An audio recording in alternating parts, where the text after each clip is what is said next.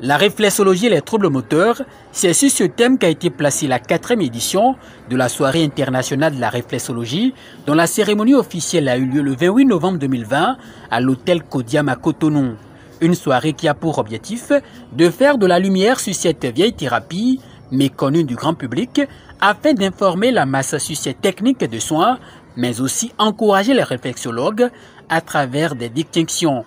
À cette soirée étaient donc présents les représentants des réflexologies humanitaires venus du Bénin, de la France et du Togo pour sensibiliser les participants sur cette thérapie. Nous avons passé en revue avec un médecin qui est venu nous aider à comprendre les troubles moteurs, ce que ça voudrait dire et ce que la réflexologie peut faire.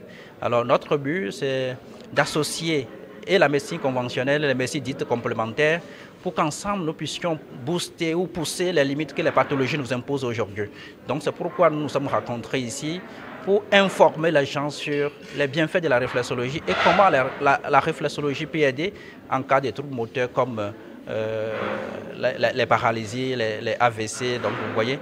Donc c'est ce que nous avons essayé d'expliquer pendant cette soirée à ceux qui sont venus pour qu'ensemble nous puissions comprendre comment la réflexologie fonctionne et que les gens puissent se diriger vers les réflexologues. Mais je voudrais vous dire que l'organisation de cette soirée, nous sommes à la 4e édition, ce n'est pas facile, ça demande beaucoup de moyens et je profite de cette occasion pour demander à tous ceux qui peuvent nous accompagner pour l'organisation de cette soirée de nous rejoindre parce que nous avons besoin vraiment d'aide. Le chemin a donc été long pour ces réflexologues qui ont pris l'engagement de jouer leur partition dans la lutte contre la crise sanitaire mondiale liée au nouveau coronavirus.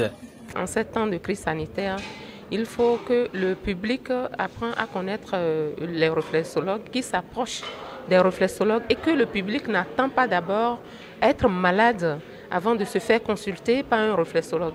Parce que ce moment, c'est un moment vraiment que nous sommes en train de traverser qui, avec la réflexologie, parlant du système immunitaire, pourra beaucoup aider la population.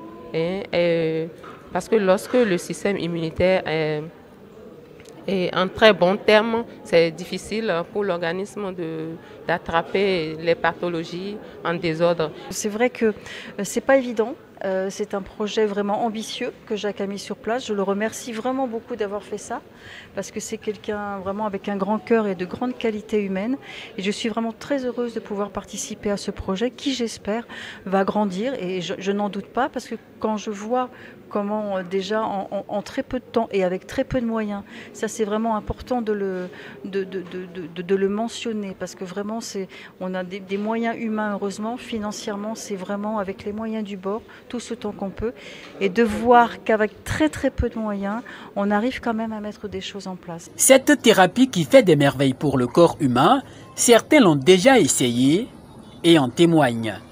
Je suis de la santé, mais c'est avec cette séance que j'ai fini par savoir ce qu'est vraiment la réflexologie.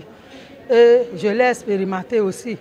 Et ça va compléter ce que la médecine conventionnelle fait. Parce qu'il y a des pathologies où vraiment il faut parfois des massages.